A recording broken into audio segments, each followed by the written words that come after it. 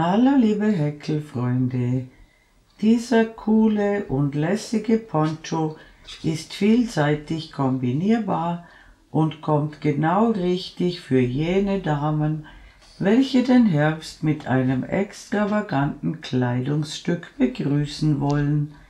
Dieses wunderbare Modell kann mit jeder beliebigen Wolle gehäkelt werden, da die Maschenzahl sehr leicht angepasst werden kann.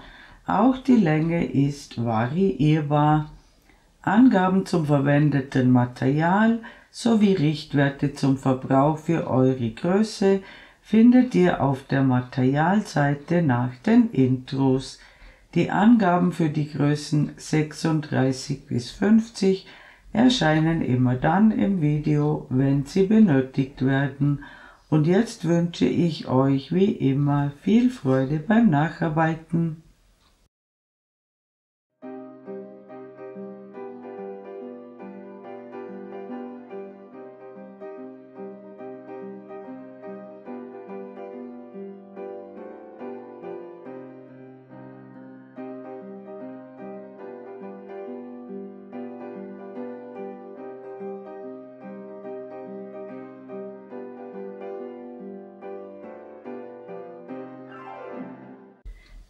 Die Informationen auf dieser Seite bieten euch die Möglichkeit, die verwendete Wolle mit anderen Garnen zu vergleichen. Die wichtigsten Parameter für einen Vergleich sind neben der Zusammensetzung die Lauflänge pro 50 Gramm und die auf der Banderole angegebenen Nadelstärken.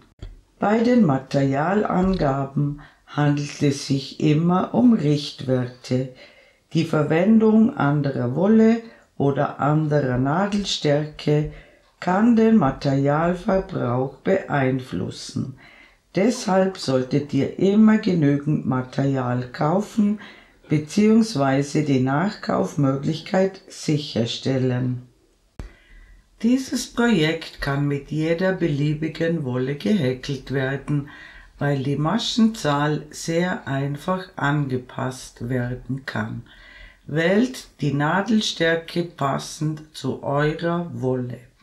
Achtung, der Verbrauch kann bei Verwendung völlig unterschiedlicher Materialien nicht mehr ausreichend präzise vorhergesagt werden. Dieser Poncho wird als Raglan von oben in Runden ohne Wänden gehäkelt. Ab der zweiten Runde werden die Stäbchen ins hintere Maschenglied gearbeitet. Dadurch wird die Neigung der Stäbchen aufgehoben und das Teil wird völlig gerade und symmetrisch. Ich halte mich an folgende Faustregel bei RVO-Projekten. Die Anfangskette muss locker über den Kopf passen. Im Zweifel besser zu groß als zu klein. Der Ausschnitt kann am Ende, wenn nötig, durch Abnahmen verkleinert werden, er kann aber nicht vergrößert werden. Ich verwende für die Anschlagskette eine Häkelnadel 4 mm und danach steige ich auf eine Häkelnadel 5 mm um. Ich zeige euch zunächst ein paar Maschen im elastischen Anschlag, Maße und Zahlen folgen danach. Wir beginnen mit einer Anfangsschlinge. Ich häkle 2 Luftmaschen. Ich drehe die erste Luftmasche um, sodass 2 Fäden oben sind und einer unten. Ich steche ein, hole den Faden durch. Ich ziehe den Faden durch eine Schlaufe durch und dann durch die anderen 2. In den dritten Faden von der Nadel aus gesehen einstechen, den Faden durchholen, durch eine Schlaufe ziehen und dann durch die anderen 2. In den dritten Faden von der Nadel aus gesehen einstechen, den Faden durchholen, durch eine Masche ziehen und dann durch die anderen 2. In den Querfaden einstechen, den Faden durchholen. Wir häkeln zuerst die Luftmasche und dann die feste Masche. Wir haben jetzt 4 Maschen gemacht. Wir häkeln später hier, wo die schönen Maschen sind. Wir häkeln die Kette ungefähr 65 cm lang und wir brauchen eine Maschenzahl, die durch 4 teilbar ist. Ich mache zum Beispiel 92 feste Maschen und wenn ihr das gemacht habt, sehen wir uns wieder. Willkommen zurück. Meine Kette ist ca. 65 cm lang. Bei mir sind das 92 feste Maschen. Die Anzahl der Maschen kann bei euch anders sein, aber es muss ein Vielfaches von 4 sein. Und jetzt geben wir die Kette oben zusammen, sodass die schönen Maschen oben sind. Und wir schließen in den Kopf der ersten festen Masche mit einer Kettmasche zur Runde. Und jetzt steige ich auf eine Häkelnadel 5 mm um. Ich häkle in diese allererste Masche, wo diese Luftmasche herauskommt, ein Ersatzstäbchen auf folgende Weise. Ich häkle eine Luftmasche, eine feste Masche in die erste Masche, noch eine Luftmasche und eine feste Masche ins linke Maschenglied der unteren festen Masche. Das ist unser erstes Stäbchen und gleichzeitig eine halbe Ecke. Die zweite Hälfte kommt am Ende der Runde hinzu. Und damit ist diese erste Masche besetzt und die erste Ecke markiert. Und jetzt nehmt ihr die Maschenzahl, die ihr angeschlagen habt, und dividiert sie durch 4. Und in die Zahl, die dabei herauskommt, müsst ihr Maschenmarkierer stecken. An meinem Beispiel 92 geteilt durch 4 ist 23, das heißt, ich gebe in jede 23. Masche einen Maschenmarkierer. Diese Masche ist bereits besetzt, also ab hier zählen und die Maschenmarkierer positionieren. Und wenn ihr das gemacht habt, sehen wir uns wieder. Willkommen zurück. Ich habe meine Ecken markiert. Wir haben 4 gleiche Abschnitte und dieses erste Stäbchen ersetzt quasi einen Maschenmarkierer und zwischen den Markierern sind immer gleich viele Maschen. Und jetzt häkeln wir in jede Masche ein Stäbchen bis zum Maschenmarkierer und dort sehen wir uns wieder. Willkommen zurück. Ich bin beim Maschenmarkierer angekommen. Ich entferne den Maschenmarkierer und in die Masche, wo der Maschenmarkierer drin war, häkle ich ein Stäbchen, 2 Luftmaschen und ein Stäbchen in dieselbe Masche. Das ist die zweite Ecke und jetzt häkelt ihr Stäbchen bis zum nächsten Maschenmarkierer und dort sehen wir uns wieder. Willkommen zurück, ich bin wieder beim Maschenmarkierer angekommen. Ich entferne den Maschenmarkierer und in die Masche, wo der Maschenmarkierer drin war, häkle ich ein Stäbchen, 2 Luftmaschen und noch ein Stäbchen in dieselbe Masche. Und beim nächsten Maschenmarkierer macht ihr das genau gleich und am Ende der Runde sehen wir uns wieder. Willkommen zurück, ich bin beinahe mit der Runde fertig. Hier fehlt uns noch die halbe Ecke. Wir häkeln noch ein Stäbchen in dieselbe Masche, wo das erste Stäbchen schon drin ist. Und wir schließen die Runde immer mit einem halben Stäbchen in den Kopf des Ersatzstäbchens. Das halbe Stäbchen ersetzt die 2 Luftmaschen. Wir erhalten hier ebenfalls eine schöne Lücke und wir befinden uns automatisch in der Mitte der Lücke. Und die nächste Reihe, die wir jetzt machen werden, wird dann stets wiederholt. Die Reihe beginnt immer mit einem Ersatzstäbchen in die Lücke. Wir häkeln eine Luftmasche, eine feste Masche in die Lücke, eine Luftmasche und eine feste Masche ins linke Maschenglied der unteren festen Masche. Und ab jetzt häkle ich die Stäbchen nur noch ins hintere Maschenglied. Hier haben wir wieder eine halbe Ecke, die zweite Hälfte kommt immer am Ende der Runde hinzu. Wir häkeln also Stäbchen, aber nur noch ins hintere Maschenglied. Auf diese Weise erhalten wir ein lockeres Maschenbild und was ganz wichtig ist, auf diese Weise entsteht keine Neigung der Stäbchen, so wie sonst üblich. Das Stück wird komplett gerade, auch wenn wir nicht wenden. Wir können also alle Reihen auf der schönen Seite häkeln. Und wir häkeln bis zur nächsten Ecke und dort sehen wir uns wieder.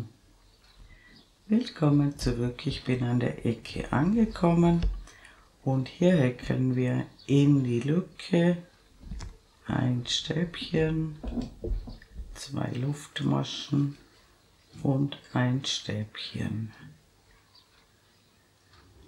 Und dann wieder immer in den hinteren Maschenkopf, in jedes vorhandene Stäbchen ein Stäbchen häkeln.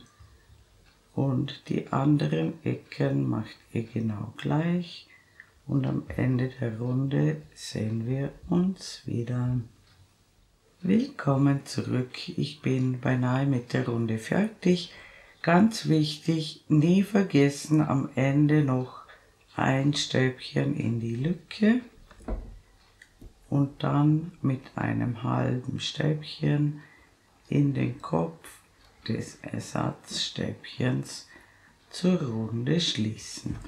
Das Ganze sieht jetzt so aus und zu eurer Kontrolle, alle 4 Kanten haben immer gleich viele Stäbchen und wir wiederholen immer dieselbe Reihe. Es ist nur eine Reihe, die stets wiederholt wird und das Ganze wird später so getragen und wenn das Teil größer wird, muss das nicht mehr flach auf dem Tisch liegen.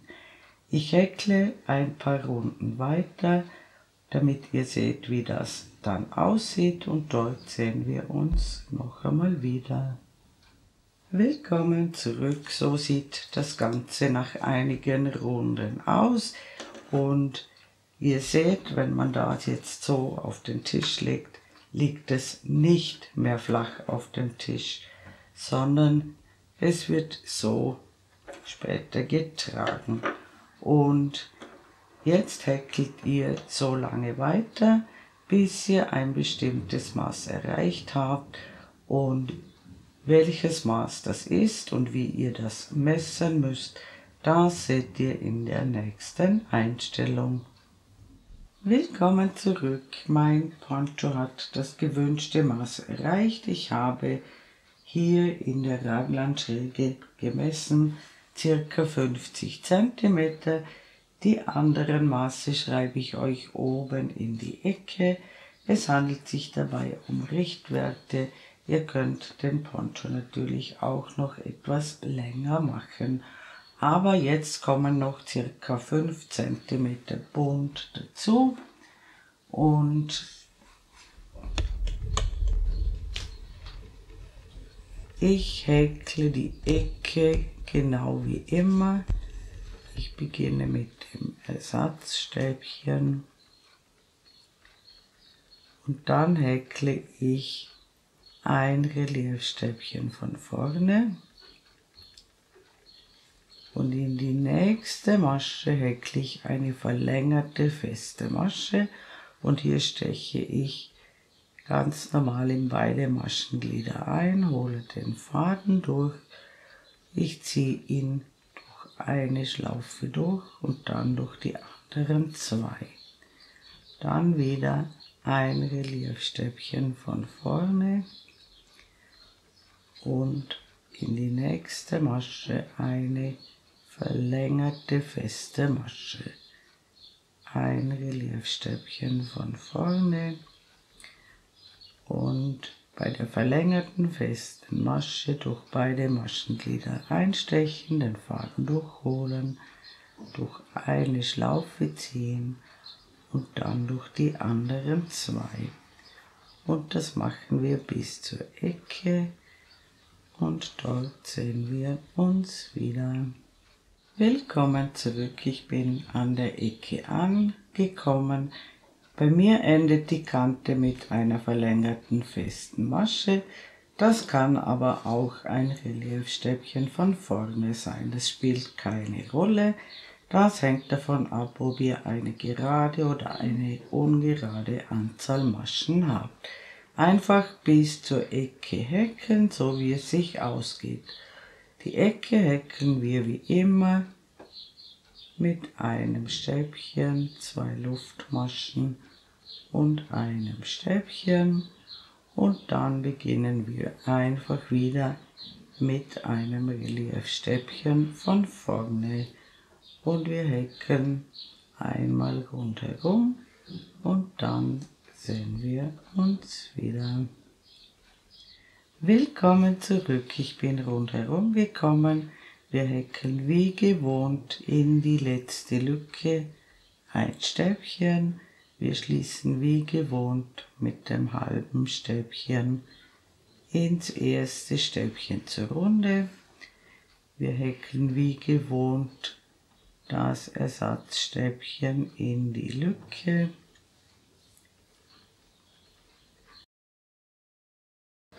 Und diese Runde beginnt nun mit einer verlängerten festen Masche und dann folgt das Reliefstäbchen von vorne und hier einfach schauen, dass ihr nur um das Stäbchen herum häkelt. Nicht diesen Querfaden hier mitnehmen, sondern nur vorne um den Steg herum häkeln.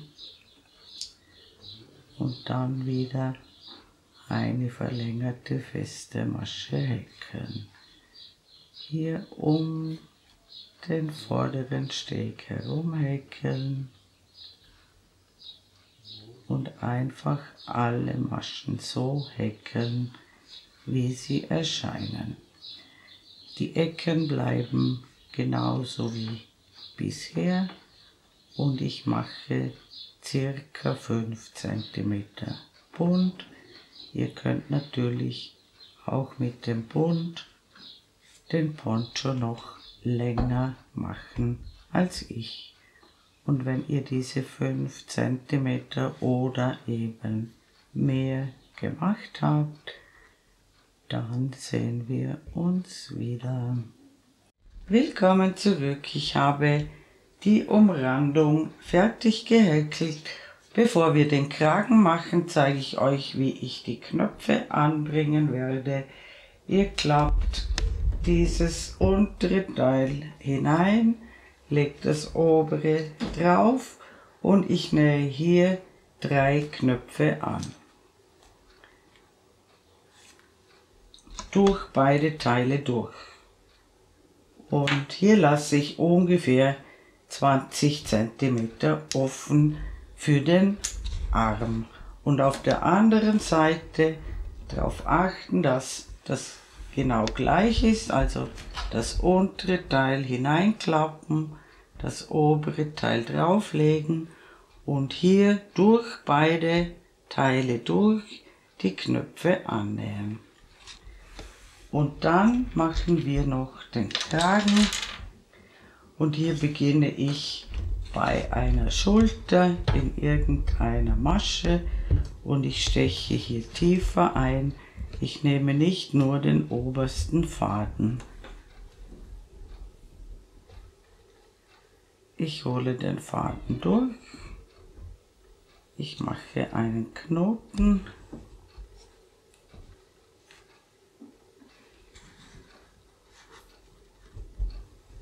Ich steche noch einmal in dieselbe Öffnung ein, hole den Faden durch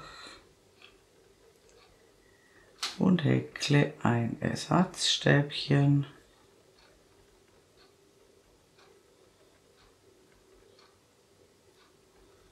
Und dann häkle ich in jede Masche, die vorhanden ist, ein Stäbchen. Das machen wir einmal rundherum und wir achten darauf, dass wir eine gerade Anzahl Stäbchen erhalten. Und wenn ihr das gemacht habt, sehen wir uns wieder.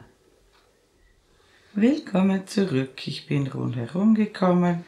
Ich habe eine gerade Anzahl Stäbchen aufgenommen. Solltet ihr eine ungerade Anzahl haben, könnt ihr hier, wo das erste Stäbchen drin ist, noch ein Stäbchen häkeln. Und wir schließen mit einer Kettmasche in den Kopf des Ersatzstäbchens zur Runde. Und ab jetzt beginne ich jede Runde mit 2 Luftmaschen und damit ist das Ersatzstäbchen besetzt und ich häkle abwechselnd ein Reliefstäbchen von vorne und ein Reliefstäbchen von hinten. Ein Reliefstäbchen von vorne, ein Reliefstäbchen von hinten. Und das machen wir einmal rundherum und dann sehen wir uns wieder. Willkommen zurück, ich bin beinahe mit der Runde fertig. Hier sind die 2 Luftmaschen des Beginns. Die Reihe endet immer mit einem Reliefstäbchen von vorne. Und dann schließen wir in die zweite Luftmasche mit einer Kettmasche zur Runde. Und wie gesagt, wir beginnen mit 2 Luftmaschen und wir starten mit einem Reliefstäbchen von vorne und dann ein Reliefstäbchen von hinten und so weiter. Und am Ende häkeln wir ein Reliefstäbchen von vorne und schließen in die zweite Luftmasche. Und das machen wir ebenfalls circa 5 cm hoch. Und dann müsst ihr nur noch die Fäden vernähen und unser wunderschöner Poncho ist fertig. Liebe Handarbeitsfreunde, ich bedanke mich herzlich fürs Zuschauen. Ich hoffe, ihr habt viel Freude beim Nacharbeiten dieses wunderschönen Projekts und mein nächstes Video ist schon in Arbeit. Ich würde mich sehr freuen, wenn ihr meinen Kanal abonnieren würdet. Falls ihr mir ein besonderes Dankeschön zukommen lassen wollt, könnt ihr das mit dem Super Thanks Button unter diesem Video tun. Viele meiner Vorführmodelle könnt ihr in meinem kleinen Shop erwerben. Den Link zum Shop findet ihr in der Infobox unter diesem Video. Eure Karin aus dem Ländle.